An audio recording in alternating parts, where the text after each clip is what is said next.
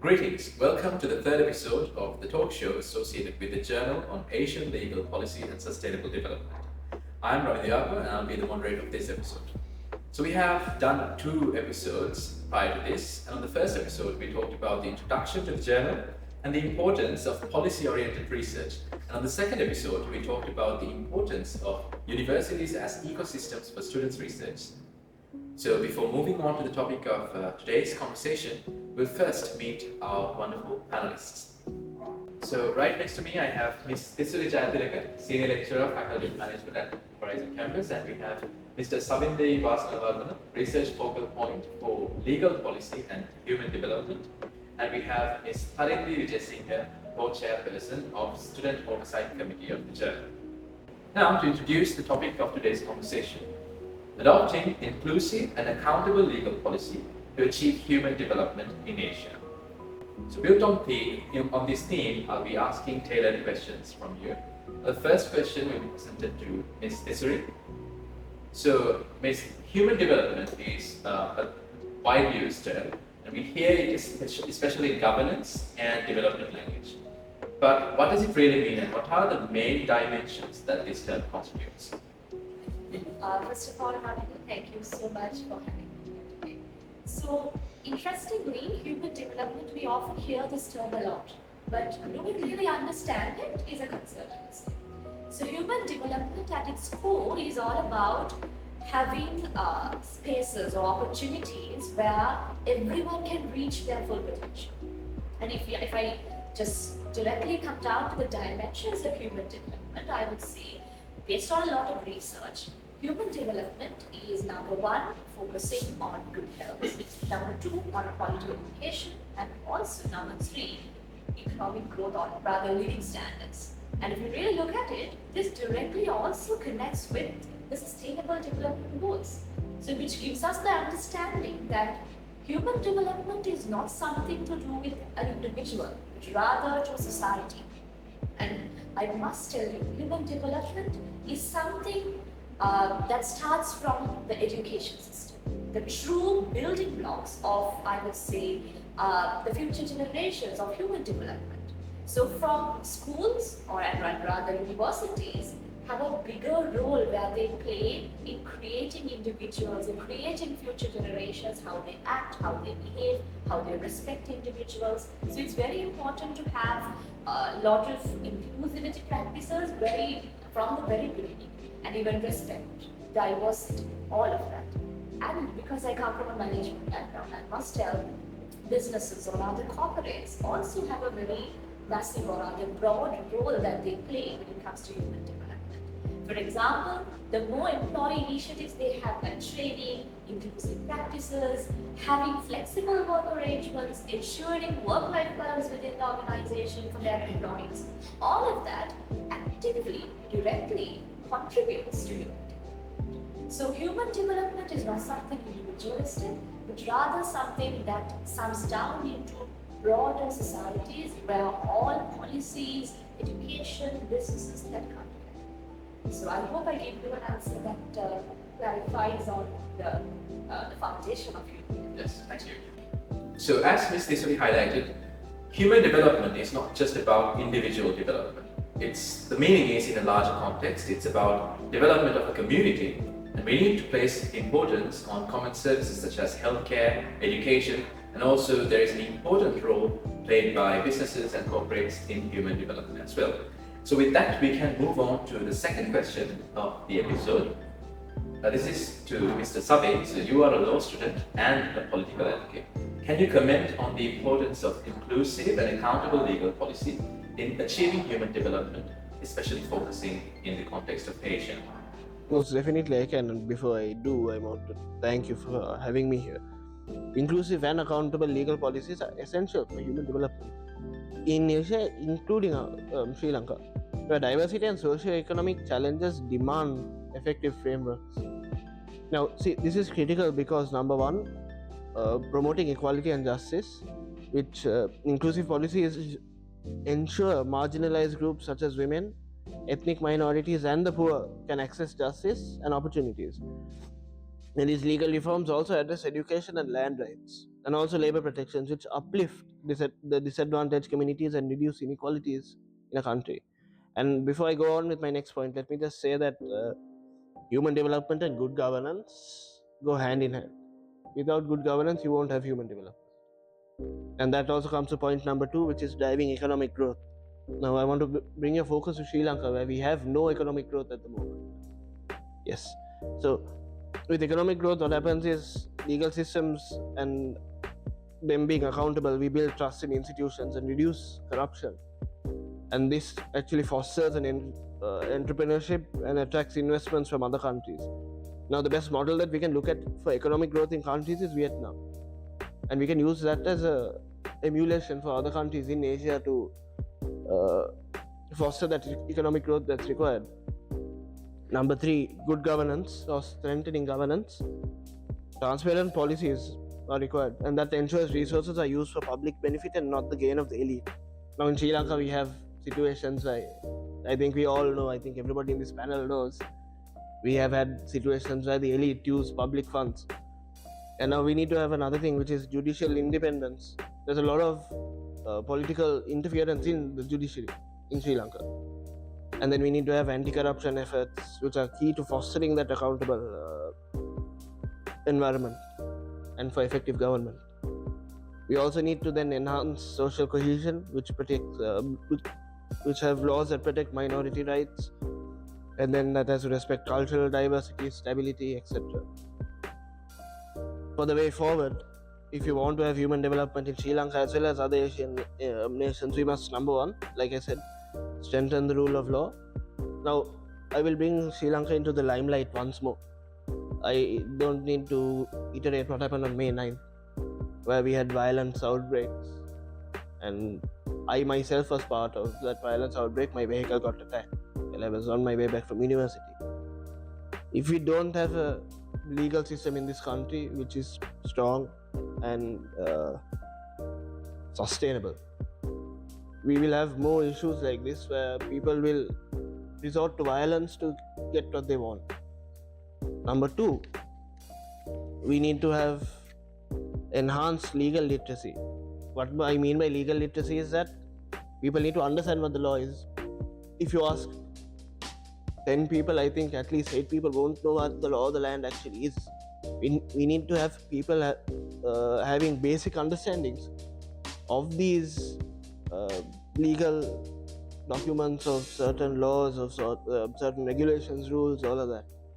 And number 3, we need to have accountability and transparency, which we don't have in this country, sadly, and in other governments in general. Accountability is a must if we're going to have human development, as opposed to not having it.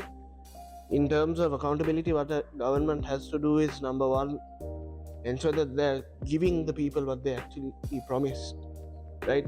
Now, an example I want to give is job creation.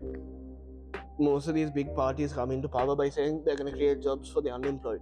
But we actually have a drastic measure of unemployed in this country that we still cannot contain. So we need to have policies that bring about solutions for this unemployment. That's number 1. Number 2, I'm gonna revert back to Sri Lanka again, because my focus is, of course, Sri Lanka, being a political advocate as well. Sri Lanka's economy is mainly agriculture, right? But right now, what's happened to the paddy farmers? Right now, the paddy farmers are in peril. Why? Because we're not giving them the required framework.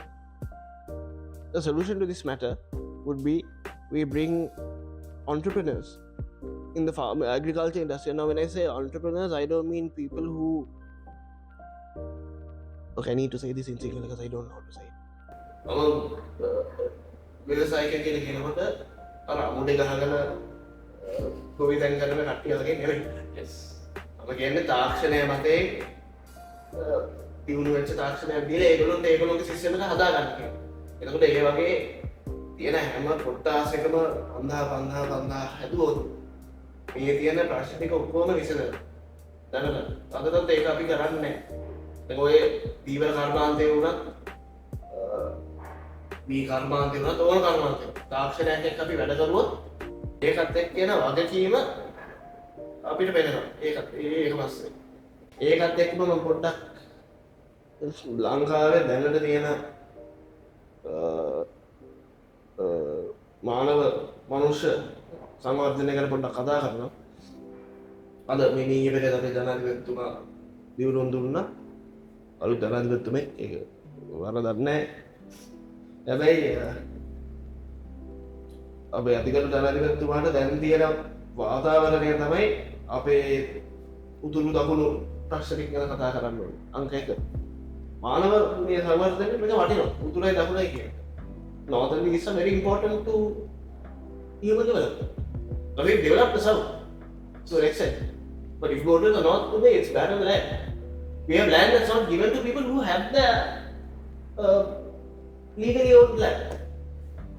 So we have to have that ethnic tension resolved. We have a post-war dynamic that's still having tensions.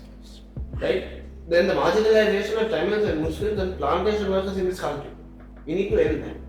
We need to have more women in parliament. Okay, we have a 4% improvement as of 2024 in parliament. Right?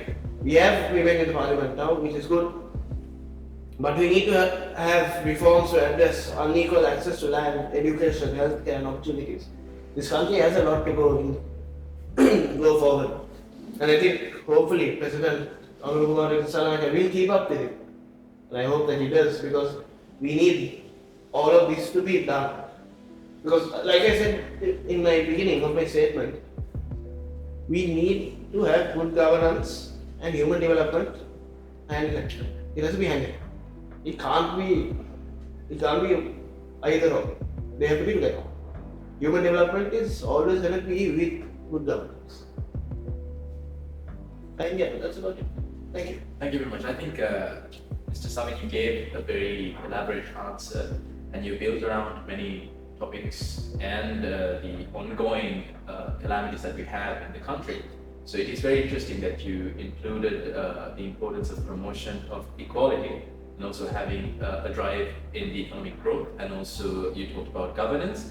And I think one interesting thing that you mentioned about inclusivity is that inclusivity is not just about the ethnic or racial inclusivity, but we need inclusivity in the fact that people are educated about the current laws and legal policies, so we can build inclusivity on that. And also we need to bring technology, as you said, to the farmers and all these, the working class in the population. So we need to bring equal rights for the updated technologies for them to be able to give to the community, as engage in the economic growth. So I think it's a very wonderfully stretched answer, so thank you for that. So now I would like to move on to Ms.Thisuri. So the question that I present to you, there is an observable trend in Asia, that is the rise of populist governments. Yeah. So they lobby for pseudo-democratic processes. In such a backdrop, how can we ensure an inclusive and accountable legal policy making for human development? First of all, thank you, Alvaya. So, to answer your question, I think ensuring inclusive and accountable legal policy making requires a multifaceted approach. So, like Savin mentioned, he mentioned several institutional safeguards that are in place. So, we need to ensure judicial independence, separation of powers, and that these anti-corruption bodies that we have that are established currently do what they're supposed to do. So this comes from the people ensuring that our governments are held accountable for what they're doing. And for people to be able to do this, I think they need to be well educated on what the laws are, on what they need to be advocating for. And this is where my main focus comes in, because I think that's what this journal is all about. So I think that this educating the people comes from engaging society. So engaging society can be done through research-driven advocacy. So that is very important, because if the people are not educated on what they are supposed to be fighting for, then how are they supposed to hold these governments accountable? And the most important thing to ensure inclusive policy making and accountability in governments is that the people are aware and there is transparency when it comes to governance.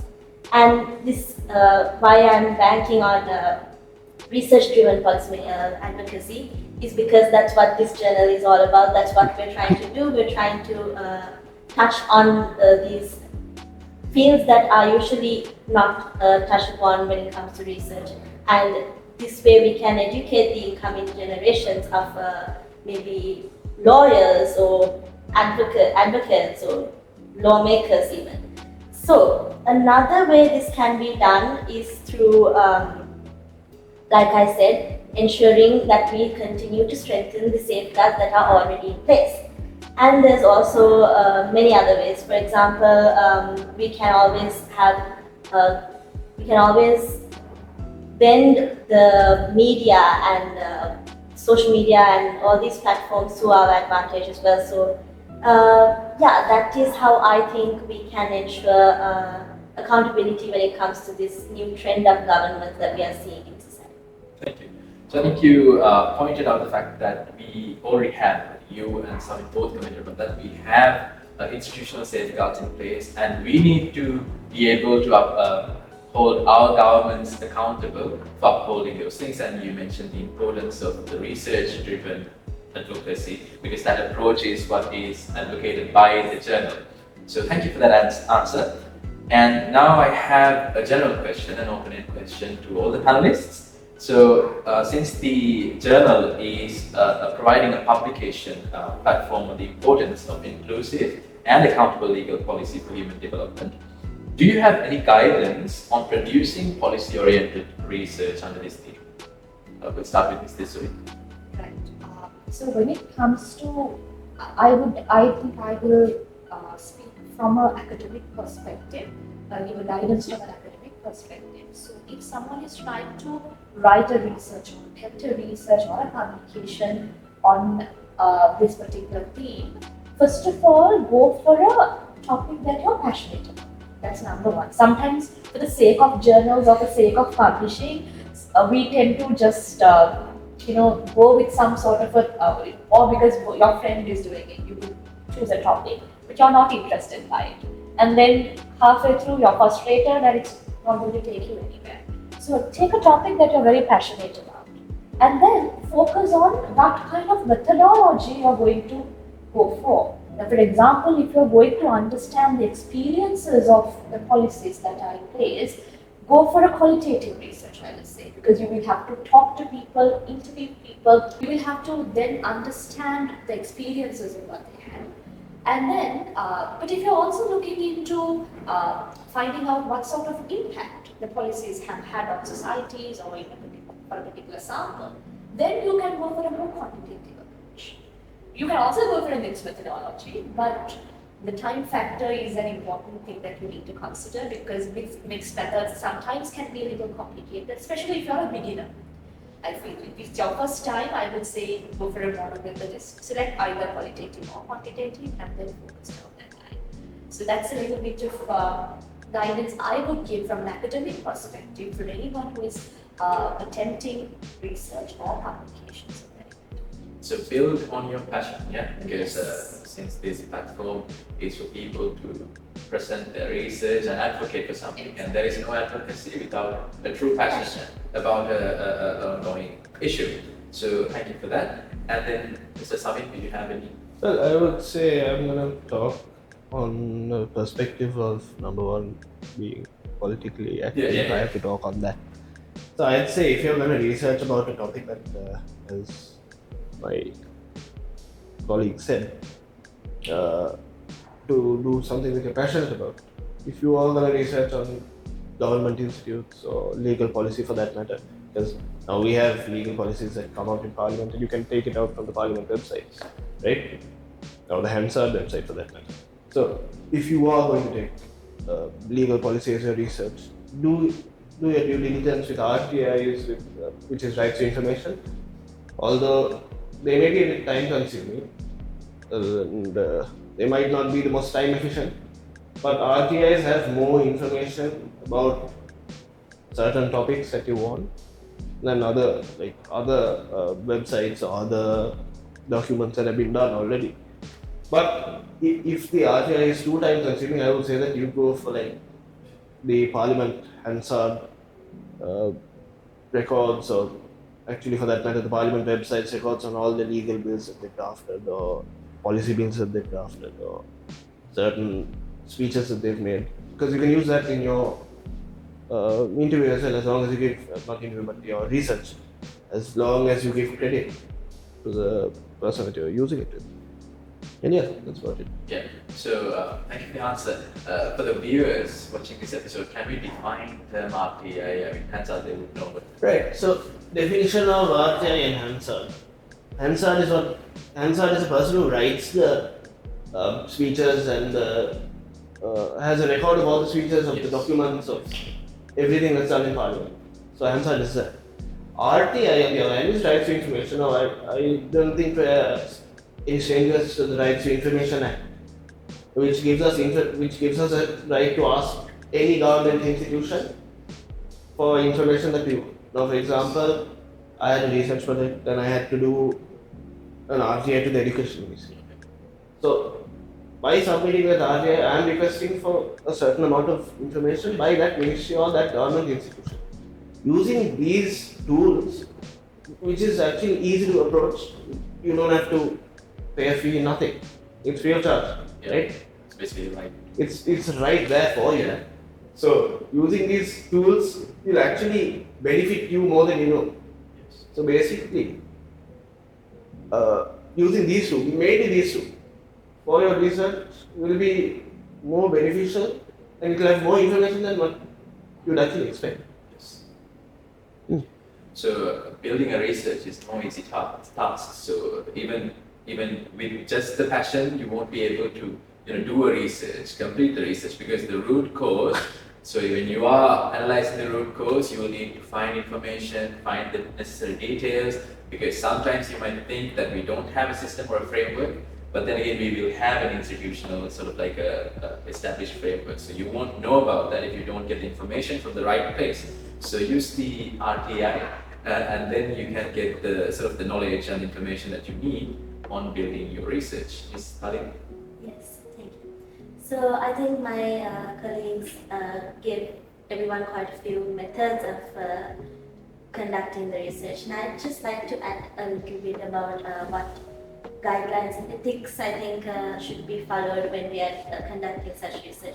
So Ms.Thisuri mentioned qualitative research, and in this case, especially because of human development, I think qualitative research is quite important, because you do need to talk to the people who you are focusing on in your research and talk to them about their issues, what they may be facing. But while doing this, it's important to remember that we should understand the ethics of how to interview them and what kind of questions we should be asking these people. And of course, when it comes to personal stories and personal interviews, there's the case of confidentiality. So I think following those guidelines and knowing how to ethically interview people when it comes to this qualitative research is important. And qualitative research is important. And of course, when it comes to maybe going and using secondary resources for your research, which me personally, I'm using a lot of secondary sources for my research. So when it comes to that, the ethics of using secondary resources is you need to not plagiarize pretty much, of course. And maybe when you are using a lot of secondary resources, always maintain that standardized citations and ensuring that you are not using another person's work for your own gain. You always credit people for what they've done and for what research you're getting from them. And of course, once again, for human development, I think interviewing people and talking to people is what's most important. So yeah, that's what I would like to focus on. Is I agree with what Ms. Thisuri said as well. You definitely need to get into other people's shoes and try to understand what you are researching on, and maybe if you are working on something that you are passionate about, definitely try to understand who you are talking about before you publish the research. Thank you very much. So whatever you do it ethically, right? So because an ethical research will be the stepping stone for an ethical advocacy. So thank you very much for all the three panelists for engaging in this conversation with us. And I think all three panelists presented wonderful input to the questions that we had today, considering the theme that we had for this episode. So to remind you that today's topic was adopting inclusive and accountable legal policy to achieve human development in Asia. So thank you very much again.